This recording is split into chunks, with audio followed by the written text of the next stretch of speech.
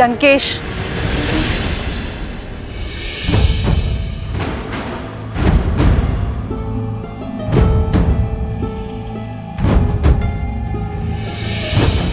पति और लंका पति दोनों के रूप में हताश किया है आपने मुझे। केवल अपने पुत्रों की सुरक्षा का आश्वासन मांगा था ना मैंने लंकेश, आप मुझे वो भी नहीं दे पाए। झोंक दिया मेरे पुत्र को मृत्यु के मुख में। कब समझेंगे आप कि राम कोई साधारण मानव नहीं है, साक्षात श्री विष्णु के अवतार। मौन मंदोदरी, बंद करो हमारे शत्रु की सराहना। तुम भली भांति जानती हो लंका में शत्रु की प्रशंसा सबसे बड़ा अपराध है। जो वहां मूर्छित पड़ा है वो कोई साधारण राक्षस नहीं, मेरा मेघनाथ है, इंद्रजीत है। वो इंद्रजीत जिसने देवराज इंद्र को परास्त किया। शीघ्र अतिशीघ्र स्वस्थ हो जाएगा वो, परंतु तुम्हारा यह भ्रम मैं स्वयं तोड़ूंगा। वचन देता हूं, मेघनाथ की आंखें खुलने से पूर्व अपने चंद्रहास से राम और लक्ष्मण का कटा हुआ शीश लेकर आऊंगा।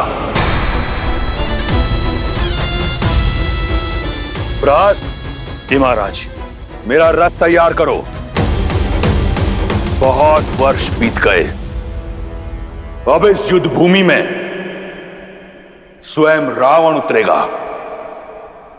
उस वनवासी और उसके मरकटों की भीड़ का अंत करने।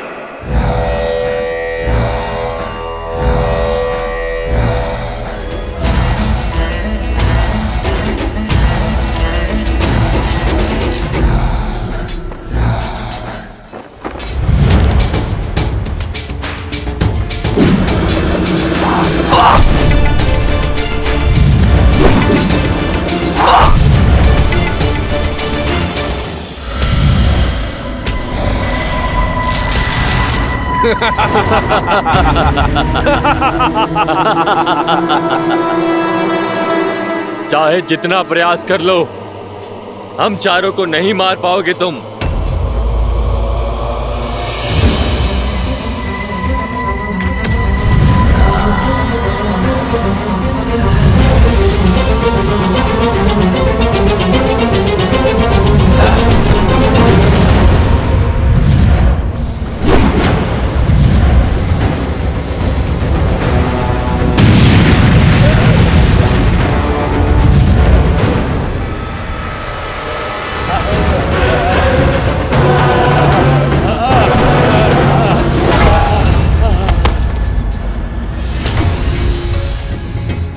वज्र धमस्त पर प्रहार, नहीं बचेगा वानर।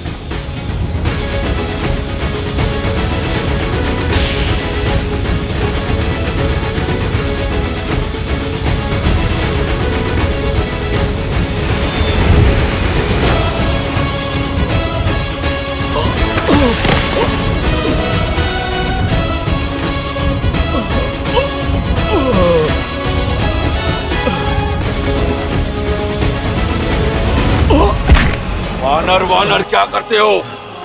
जय श्री राम बोलो। जय श्री राम,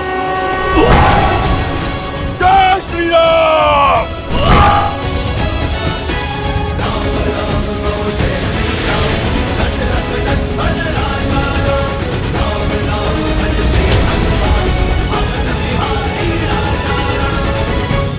जय श्री राम।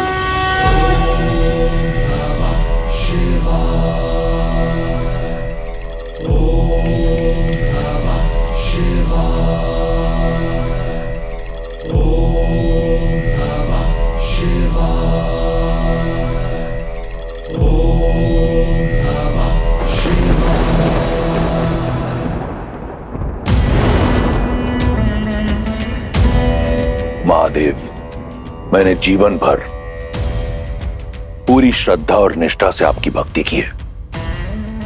अब समय आया है कि मैं अपने राज्य और अपने कुल की भक्ति करूं।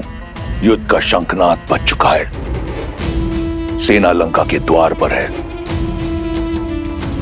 और मुझे राजा होने का कर्तव्य निभाना है।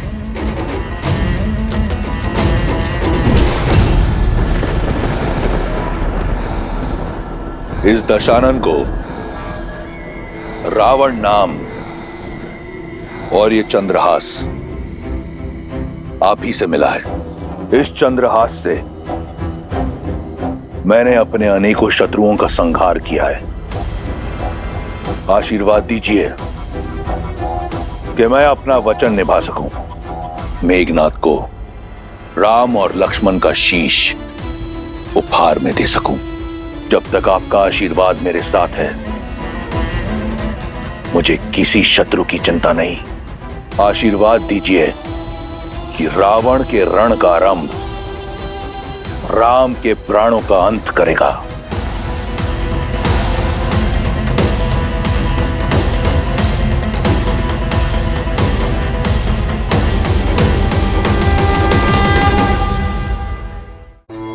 अब क्या होगा महादेव? मैं चिंतित हूं। आपका चिंतित होना सर्वथा उचित है देवी। नारायण इस समय नर रूप में है, मनुष्यता की सीमाओं से बंधे हुए हैं और मेरे दिव्य चंद्रहास की शक्तियां असीमित हैं। पल भर में ही किसी भी देव, दानव, असुर या मनुष्य का संहार करने में पूर्णतः सक्षम, और रावण जैसे असुर के हाथ में तो ये चंद्रहास और अधिक प्रलयंकारी सिद्ध होगा। आने वाला समय श्री राम और उनकी सेना के लिए अत्यंत चुनौतीपूर्ण सिद्ध होने वाला है। यही सोचकर मेरा हृदय कांप रहा है। जब रावण चंद्रहास थामकर युद्ध भूमि में उतरेगा, तब क्या होगा महादेव? होने को तो कुछ भी हो सकता है देवी, क्योंकि होनी और अनहोनी नियति निर्धारित करती है। मैं इस समय तो केवल यही कह सकता हूं कि नियति ने यह सुनिश्चित कर दिया है कि श्री राम और उनकी सेना के लिए आने वाले समय में नई नई दुविधाएं पल के बिछाए बैठी होंगी।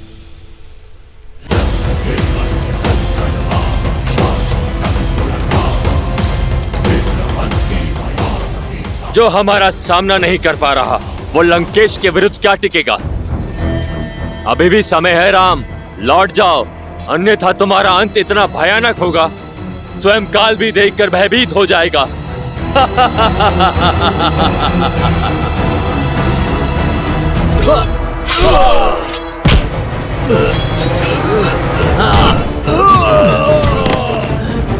विभीषण जी, आप जाइए, राम जी की सहायता कीजिए, हम देखते हैं इन्हें।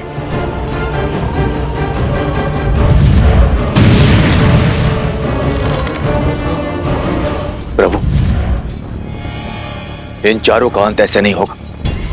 इन चारों को मारने का केवल एक ही उपाय, आपको एक ही बाण से इन चारों को भेदना होगा।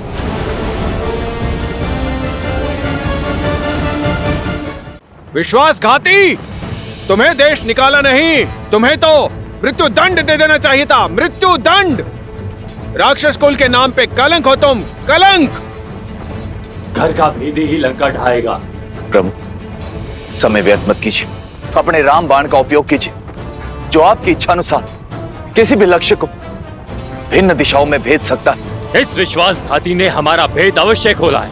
जब तक हम एक साथ नहीं आएंगे, हमें मारोगे कैसे?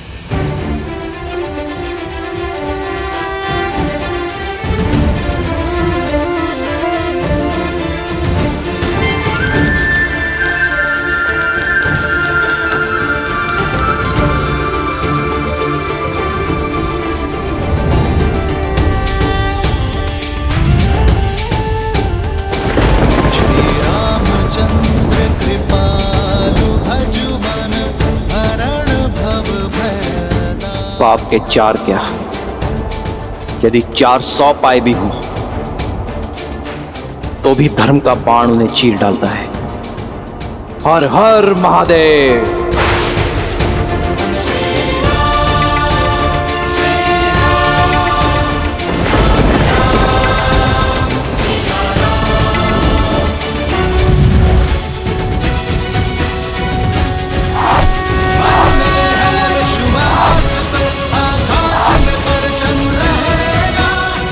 जय श्री राम, जय श्री राम, जय श्री राम।